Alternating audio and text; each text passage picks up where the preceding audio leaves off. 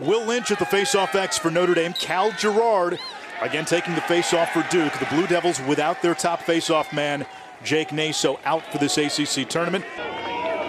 The freshman Patrick Jamison in goal for the Blue Devils as Jordan Faison, who doubles as a football star in South Bend, gets free. Jamison with a big first stop.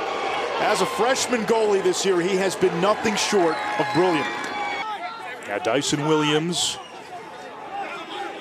ran out of the box. Zawada with the step on Napolitano, now picked up by Donovan on the switch. Bounce shot and a save off the cross of Dyson Williams. So Entenmann and Jamison both with an early save. Jamison in goal for the Blue Devils, had the best goals allowed average of any goalie in the ACC. Here comes Will Angrip, skip pass to Mr. Major League, Jake Taylor, for the first tally of this game. Taylor with his team leading 33rd goal.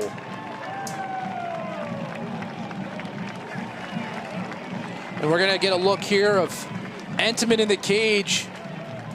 Just reads the release of Dyson Williams incredibly well, right? And you're going to notice his body position, right? He's coming forward, and as he's down on his knees, you can see him exploding up, which makes those bounce shots less effective. And then again, talking to Coach Wojcik before the game, he's like, our second and third line middies, like in practice at times, can light up our defense. He's like, our strength, right? Pat Cavanaugh, Chris Cavanaugh, and Liam Entenmann, he's like, our strength is our depth. The team that's deeper in the midfield wins.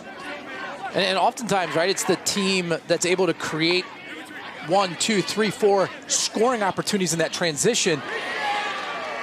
That's Max Sloat couldn't get that one to go. Gray got free, gives it back to Engrick. Plenty of time to shoot. When you look at this Notre Dame, we have a short stick matchup here with Chris Cavanaugh against Denenza. Gray puts one on Cage and scores. And that's just nice recognition from the Fighting Irish. But the point I was going to make, right, like usually when you see the second midfield, maybe a little less athletic, maybe a little bit smaller, super skilled. Notre Dame's bigger and faster, right? Like this is a first-team midfield on any other team in the country athletically. And right here, again, you're just going to see it's the awareness of Chris Cavanaugh, just simple spacing 101, stepping away. Riley Gray. Good offense can look easy at times, right? You get the matchup, you identify now the defensive think we got to slide early, and it's literally 2 steps away from that slide man for Riley Gray that gets his hands open. That's just an adjacent pass. Last year, for context, the top 8 in the RPI all hosted a first-round game. Dobson gets down the alley, left-hand laser save. Jamison, that's a tough one to stare down from number 8. Dobson gets past Delgado. Over to Cavanaugh. Good recovery by Henry Bard. Dobson likes this matchup. Feeding Taylor, quick shot and a score. Dobson to Taylor, 3-zip Irish. And it's the subtle things in lacrosse. Pat Cavanaugh had a great shot, but he knows his game. He doesn't have the hardest shot from the outside, and he has confidence in this offense that, you know, we could potentially do a little bit better. So Cavanaugh pulls the ball back, gets it to Dobson, who's got the matchup against the short stick, right? He doesn't shoot it there, and now you have Dobson with a favorable matchup, down to his right, and then Taylor just step into space, and the picture-perfect shot near post. Notre Dame picking up where it left off Friday night. Flips it over to Engrick. Second midfield out there for the Irish. Riley Gray camped at X. He'll invert against O'Connor. Gray gets top side, and he's got his second goal. So this second midfield, which was so productive Friday, they've got 2 tallies today. Gray with 2 goals, and remember, Engrick assisted on Jake Taylor's first goal. Notre Dame striking fear to every coaching staff in college lacrosse with their depth. Oftentimes, second midfield's going there to play slow, deliberate offense, kill some clock, rest your team. This unit improving every game, and athletically they're dominant, and a nice compliment to the first group. Grant Mitchell Duke now getting in its third midfield. O'Neal, the high jumper, swallowed off by Entenmann. Outlet pass, Ramsey. Here comes Ramsey. Absorbs the contact. Kavanaugh from the wing, yes! Entenmann makes the save, and it triggers transition, and it leads to offense.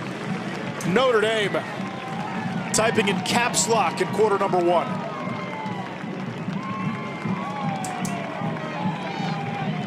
Defense to offense.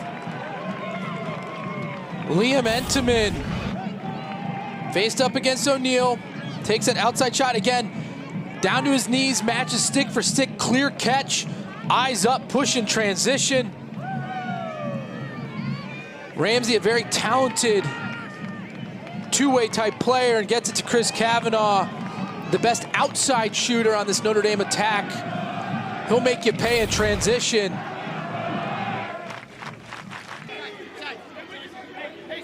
Zawada against Napolitano. He left Michigan as the school's all-time leading scorer. Dyson Williams, yes sir!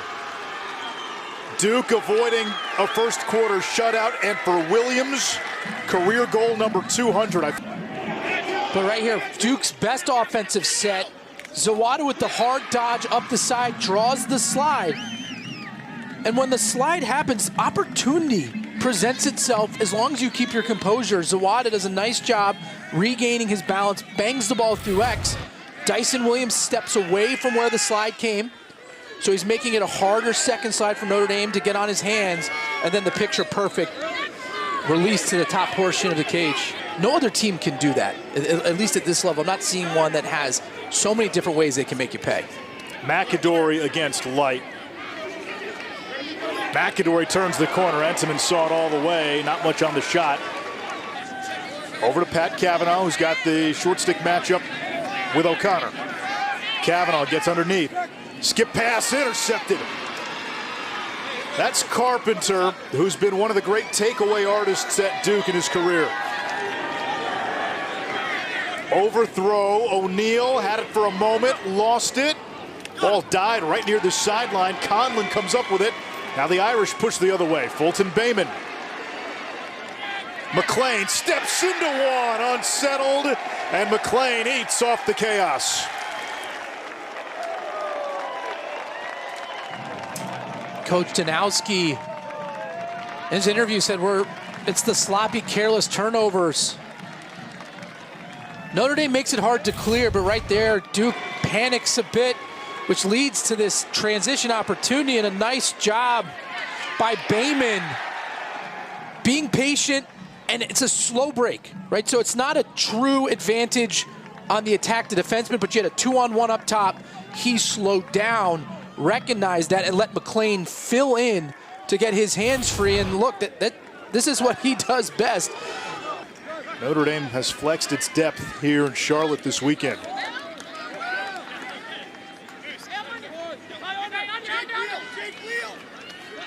Here comes Pat Kavanaugh all the way over the shoulder of Jamison, who went down. Pat Kavanaugh with his first goal, his first point.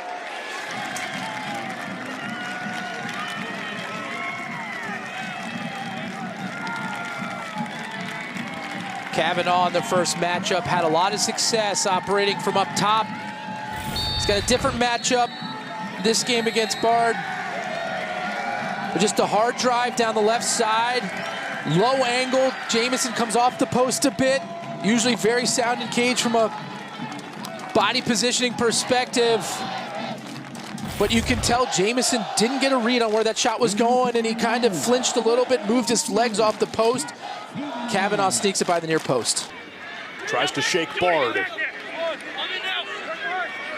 Angrick setting the pick. Bard keeps the matchup. Now Angrick against Tomas Delgado. Angrick with the left hand. Jamison makes the save. There's the ACC Player of the Year. McLean gets sandwiched. And I like the no call. Kavanaugh tried to touch that with his hand. I don't know if the official saw it. Chris Kavanaugh shovels it back to Dobson. Every extra possession all weekend, Notre Dame. Face on. MVP of the Sun Bowl for Notre Dame football. Dobson, right hand, that one hits the pipe. It's going to be Duke ball. No make it, take it in this game. And too many possessions early in this game have just been empty for Duke. Either bad shots, poor quality shots. Again, O'Neal rushed that one. You could tell, trying to get going. He's 0 for 3. And Entenmann reads it. He gets down there, cleanly catches the ball. If you're going to take that shot, you have to shoot it to the top portion of the cage. Jamison with the save at the other end. Quick outlet. Friendly fire. Frizzoli able to recover for Duke. Can they throw a flag for a big hit on your own team? Dinenza and Delgado.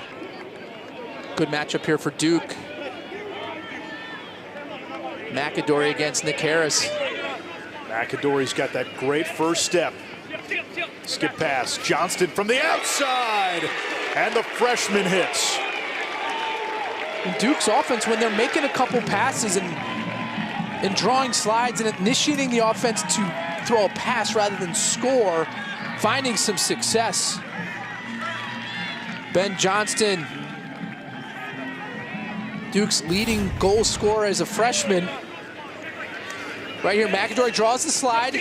And again, it's that spacing where he steps away, gets his hands free, shows the power. I mean, Entenmann is on this low, but just too much pace from Johnston, buries that one in the back of the cage. With that goal, Matt, though, if you're Notre Dame, is there a part of you that goes, okay, if that's the shot that you need to get, I'll take my chances with Liam Entenmann all day? NCAA tournament still ahead of you. Do you make sure to protect him? Zawada to Williams, save Entenmann. It'll stay with Duke. In the larger scope of things, the outcome of this game, more or less irrelevant. Notre Dame seems to have locked up the #1 seed. Duke, win or lose, again, looks likely to be the 2 seed. Landon shot saved by Entenmann, another outside shot. And that leads to a quick outlet. Here comes Buckner. Former Notre Dame and Alabama quarterback, got a look. And Taylor's got the backup. Does Maryland still get to be on the host line? What about Penn State after the loss? Their RPI has now dropped to 9. Georgetown is in the top 8 of RPI. Does that mean they get a first-round game? McClain off the feed. It's 8-2 Notre Dame. One thing is clear, definitively. There is one team this season that has risen above everybody else. You're watching them. They're wearing white and gold. And when they weren't playing their best lacrosse, they were winning, right? 4-0 in the ACC. Now it's just a whole different level. And again, if you compare Duke's offense, right? Dyson Williams catches the ball inside, hands-free, but he's 12 yards out. Notre Dame catches it hands-free. It's on the doorstep with McClain. Like their offensive positioning and their ball movement, just otherworldly right now compared to what else we're seeing in college lacrosse, which makes it harder as a team to make the pass, and they can recover more effectively and efficiently. Duke now working with the shot clock inside of 10. O'Neal stopped by Entenmann, who moved up to the top part of the crease to take away the angle. And look, I think obviously Entenmann, we know how good he is, but credit the defense for Notre Dame. They really aren't giving Duke a ton of good scoring opportunities. Every shot contested, everyone further away than you typically like to see. McClain shot hits Jamison right in the chest. Now the clear, getting adventurous. Jamison able to pick it up. Parlett stays with Balsamo. Zawada. Again, the shot clock dips below 10. Zawada's got the shorty Buckner. Zawada, crease feed. Williams behind the back. And it comes to Conlin off the deflection. And I don't know if that was a save from Entenmann or off the post. Notre Dame with trouble on the clear. Duke gets it back with a fresh 80. If you're Duke, and winning this game's important. O'Neal puts it on the empty net with Entenmann so far out. Great recognition by O'Neal. And you never know the play that causes the pendulum to swing.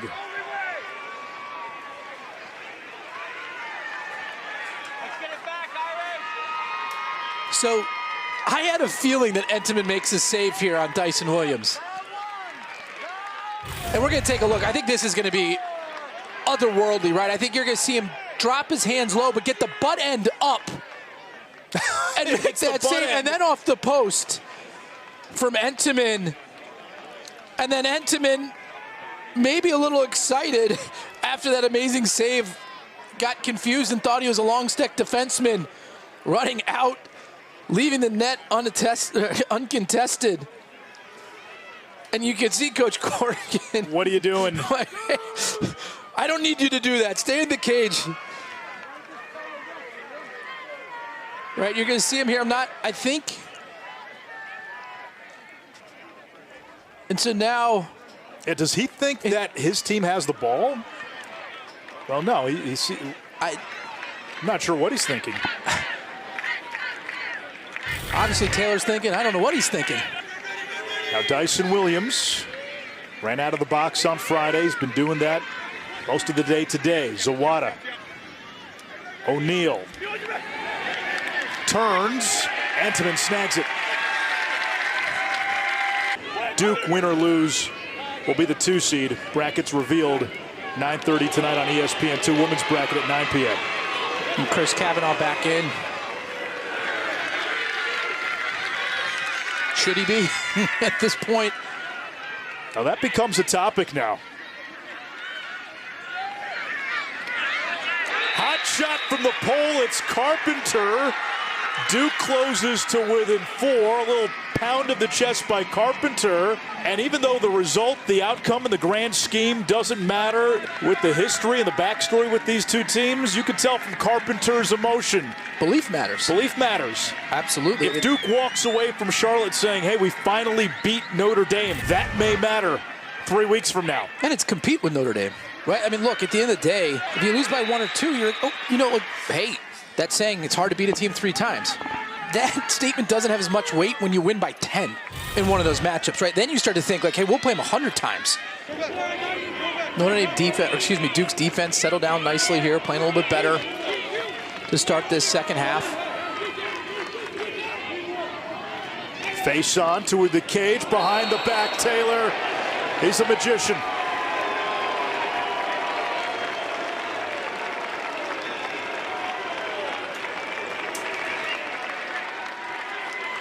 The poise on Faison's dodge here. To know he has a short stick matchup. No need to rush to get the ball out of your stick. Taking it to the cage.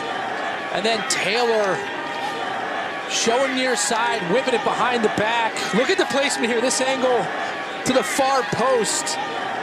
Notre Dame offense clicking on all cylinders, up 9-4. If Naso's not 100% May. At least a changeup too, right? Just to mess with Lynch's timing and have a different approach. Incredible opportunity for them. Ben Johnston with his second goal. A 20-goal freshman season for the young man from Lake Forest, Illinois. That's your neck of the woods, right? Just a couple towns north. Big physical athlete, Ben Johnston. First Duke midi to get one by Entenmann off the dodge. Again, sweeping to his right hand, off hip. Again, you see Entenmann is mere inches from making that save as well. Read it right, but Johnston gets it far enough to the post to get the Blue Devils within 4 once again. And Entenmann's got a new stick, so that play where he was caught out of cage when Brennan O'Neal scored on the empty net. We showed the replay. He makes the save with the butt end of his stick. The stick broke, so he had to go get a new one, and that's why he was caught. Angrick turns, scores, going low on Jamison. Notre Dame gets one back. It's 10-5. The efficiency of what Notre Dame is putting on the field offensively. Had a hat trick in the semifinals. Again, this Notre Dame second midfield is maybe a harder matchup from a dodging perspective, right? Like, they are showing that they can operate at the 5-5 with incredible efficiency and just be taxing on this Duke Blue Devils defense. Overtime wins in the Big East tournament. It's going to be the teams against Notre Dame that feel comfortable actually playing slow. which Georgetown did. Georgetown does. Again, I don't think Virginia does, right? They like to pace it up. Entenmann gets career save number 700. Right off the body, denying Johnston a hat trick. You know, in that conversation, especially if he wins another national championship, but he's already banked one. He was the MOP. Is he in that conversation when we talk about the great goalies in the last 20, 30 years of college lacrosse? Nice move on the doorstep, Chris Kavanaugh. He looks to be okay. It's 11-5. I think the answer is yes. Look, if he wins again, like no question he's in the conversation for the best college career from a goalie, right? Like he's close. And again, I think maybe he doesn't get some of the recognition because he's not like a flashy personality per se, kind of quiet, goes about his business. And so he's just fantastic. But again, like, I mean, look at this Notre Dame team. We talked about, all right, Chris Kavanaugh, maybe not the greatest dodger, but he just took Kenny Brower to the hopper with the nice, strong wrists. The inside roll, steps up the field. I mean, his stick touches the ground. So if you're kind of Kenny Brower, you're like, what do I need to do to dislodge the ball? And again, I keep going back to that. I don't have an answer. O'Neal, Williams. Denenza couldn't scoop it. Popped into the air by Buckner. Zawada had it, went off his helmet. Denenza with a rocket. Entenmann another save. Flag down. Work on it, see if it's something you can, implement later on in the season if somehow some team figures out how to, cause you chaos in the offensive sets. Now that's been a good look always. Dyson Williams camping out in the middle of the defense on the extra man. He leads the nation in EMO goals. He tacks on one more. 50th goal on the season. And again, right here, just a simple 3-3 set. Two men cut to the crease. Zawada with the vision to see through Balsamo. It looks it's almost a little, like, I don't know if they ran the play the right way. They cut two men to the middle of the field. And Zawada's still able to throw that skip down to Dyson Williams. When you run man-up offense, you don't tend to try to put two people in the similar area because it allows one man to guard two. 3 flags on the field. Chris Kavanaugh looking for Buzenkill, who scores. Somehow he fit that pass into the tightest window.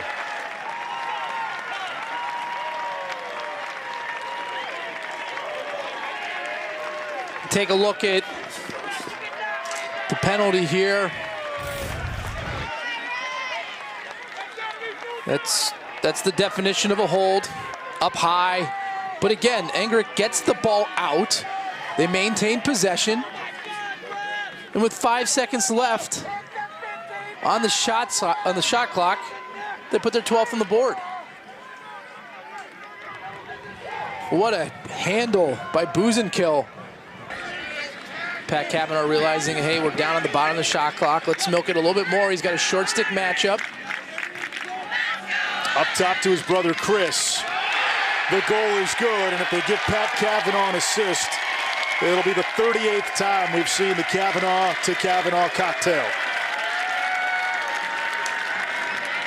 I think he gets credit for an assist on that one.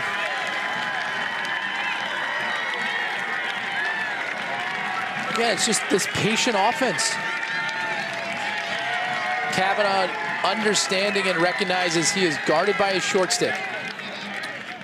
Oftentimes you think that's a time to go to the cage, but for Kavanaugh, I think he knows that it's going to allow him to get his hands free and become a predominant passer in that scenario. And then a nice hitch step by Chris Kavanaugh, low to high, far post. We talked earlier, the difference in players' ability to go high on the run is what takes you from good to great, and Chris Kavanaugh pulls it off in spectacular fashion. It's a time to demonstrate your depth. If I'm Notre Dame, I'm probably initiating offense with that depth, maybe not your marquee players. Or maybe not. Foot in the mouth. Pat Kavanaugh says, eat it, Matt Ward. Yep, knew that was coming. Again, Pat Cavanaugh has had success against Duke operating in front of the cage. Look, he quietly drifted up towards the straining box. He was baiting you. That's what he was doing. Look, he was baiting you. Give me enough time to say exactly the wrong thing at the wrong time. And right here, just the nice job. That pick. See how simple that is and subtle it is, right? Like the Bard taking one step underneath creates all that space and separation. And then again, the high to low on the run. The difference it makes when you're running north-south as a shooter with the ball on your stick on the run versus going east-west. There's definitely been years, maybe a couple years ago, where I was like, man, there's going to be some teams that can win it left off. One more for the Irish. There's that depth again. Wilma Harris, sophomore attackman.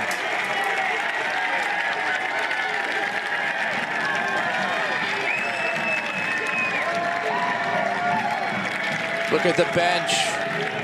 Fired up for Wilma Harris. His first goal of the season. And again, straight pick behind the cage. Near side with that shot. Look at here. Gets Jamison dropping his stick. Keeps it to the top portion of the cage. A couple weeks ago, people identify, hey, maybe there's some weaknesses on this team that can be exposed. Not the case. Oh, God. I mean. It doesn't end. Look, I mean, what? Bryce Walker, the Texas Ranger. Did you see that first step? Again, this was a player that got tons of time a year ago. Not seeing as much action this year, and Coach Danowski shaking his head, but look at this right here. Again, just great team offense. Hard plant, boom. The separation and the finish. Bryce Walker, again, all day, everything has been effortless for this Notre Dame team. Everything coming easily. When you and I showed up here Friday afternoon, I don't think any of us expected 3 blowouts this weekend. And the stat that was insane, crazy, was attack, first midfield, second midfield, long stick, defense. Every position on the field got a goal as well. Alex Zepp digs it out. It looked like the team that had the most to play for. It tells you how focused this team is going into May. Right, and again, it starts with Liam Entenmann in the cage, always being focused. It starts with Pat Cavanaugh running through 3-4 people every practice to get a ground ball. If they're not giving the same energy, the same level of effort that he does, he's going to be on him. Like, this is a team that is now operating like a well-oiled machine on all levels of the field. They are the ACC tournament champions. Notre Dame strings together dominant wins. Friday, they did it against Virginia. Today, they beat Duke by 10 in a rematch of last year's national championship.